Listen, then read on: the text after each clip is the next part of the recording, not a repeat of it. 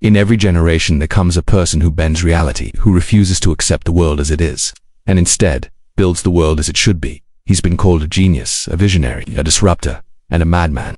His ideas are too big, too bold, and too risky for most. Yet somehow, again and again, he turns the impossible into history. This is the story of Elon Musk, a boy who dreamed of Mars, a man who bet everything on that dream, and a visionary who changed how humanity moves, works, and thinks.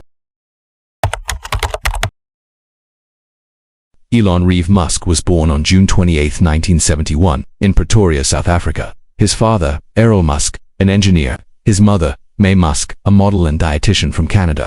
From the beginning, Elon was different, quiet, awkward, lost in thought. He spent most of his childhood alone, building imaginary worlds in his head. When kids played outside, he sat in his room reading for hours. May Musk once said, he would sometimes read 10 hours a day. We had to stop him from reading at the table. By age 9, Elon had read the entire Encyclopedia Britannica. By 12, he built and sold his first video game Blast, but outside his mind, the world wasn't kind. He was bullied relentlessly, beaten until he blacked out. He once said later, for a few years, it was just awful. They would hunt me down literally. But instead of fighting back, he escaped into books, technology, and dreams of the stars. Even as a boy, Elon believed humanity had to reach beyond Earth.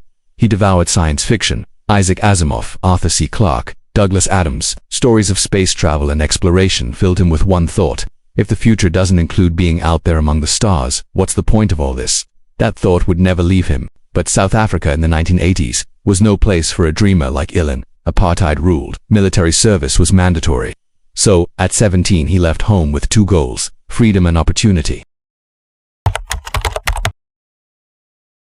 In 1989, Elon flew to Canada. He studied at Queen's University, working part-time jobs cleaning boilers and shoveling dirt. It wasn't glamorous, but it was the first step toward his dream, America. After 2 years, he transferred to the University of Pennsylvania. He earned degrees in physics and economics, and rented a house with friends, not to live in, but to throw parties to pay rent. Even then, Elon talked about electric cars, space travel, and renewable energy. Most people thought he was joking. He wasn't. He once told a classmate, "I'm going to start companies that solve important problems, things that actually matter." By graduation, he was accepted into a PhD program at Stanford, but after just 2 days, he dropped out. Why? Because the internet was exploding and Elon saw it as the future of everything. In 1995, Elon and his brother Kimball founded Zip2, a company that helped newspapers post business directories online. They had no money. They couldn't afford an apartment, so they slept in the office and showered at the YMCA. Elon said later, "If we needed money for rent, we couldn't afford one, so we just lived in the office." For 3 years, they coded non-stop. Eventually, Compaq bought Zip2 for $307 million. Elon made $22 million at 27 years old, but instead of taking a vacation, he started another company. In 1999, Elon launched X.com, an online financial service. It was radical. No one trusted online banks. But Elon believed the world would one day move money as easily as sending an email. A year later, X.com merged with another startup, Confinity. Together, they created PayPal. In 2002, eBay bought PayPal for $1.5 billion. Elon's share, $180 million. Most people would have stopped there, but Elon had already set his sights on something far bigger. After PayPal, Elon made a decision that seemed insane. He would use his fortune to make humans a multiplanetary species. In 2002, he founded Space Exploration Technologies, or SpaceX, but the dream came with disaster. The first rocket, Falcon 1, exploded. The second exploded. The third exploded again. Years of work, millions of dollars, gone. By 2008, SpaceX was weeks from bankruptcy.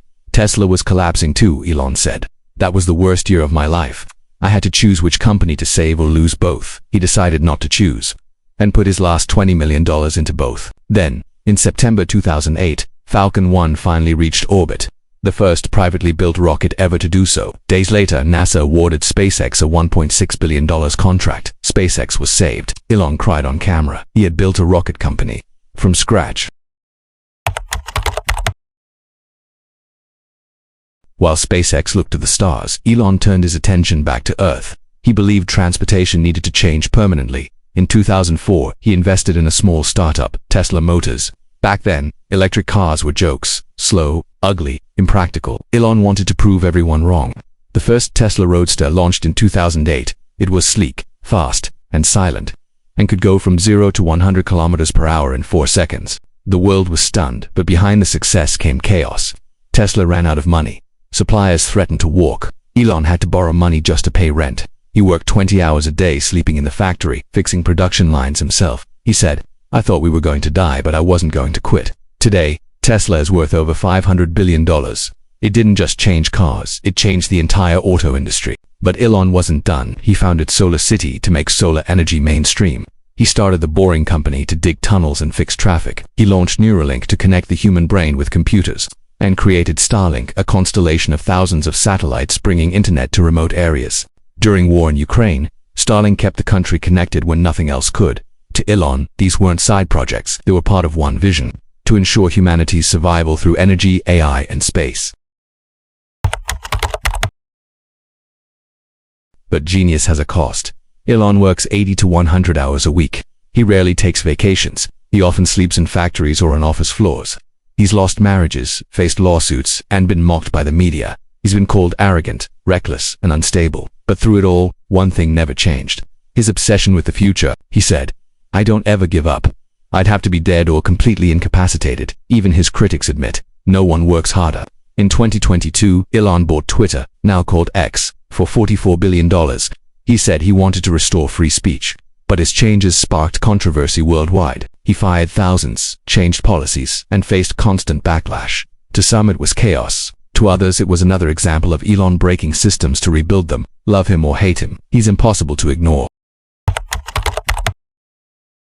So who is Elon Musk, really? A billionaire, a genius, or just a man who never stopped believing? He's been wrong, he's been right, he's been called savior and villain sometimes in the same week. But his record speaks for itself. He revolutionized electric vehicles, lowered the cost of space travel, pushed AI and energy forward, and made humanity dream again. He once said, "When something is important enough, you do it even if the odds are not in your favor." For Elon Musk, everything he does comes down to that one rule. Elon Musk's ultimate goal is not on Earth. It's 225 million kilometers away on Mars. He plans to build a self-sustaining city there with 1 million people by 2050. He says humanity must become a multiplanetary species to survive whatever the future may bring. It sounds impossible, but so did reusable rockets. So did electric cars. So did everything else he's already done. Maybe, just maybe, one day, a child will step onto the red dust of Mars, look back toward Earth, and whisper, "Thank you, Elon." Elon Musk is not perfect. He makes mistakes. He moves too fast. He offends, disrupts, and rebuilds all in one motion. But history doesn't remember those who fit in. It remembers those who refused to stop dreaming, and Elon Musk is that dreamer.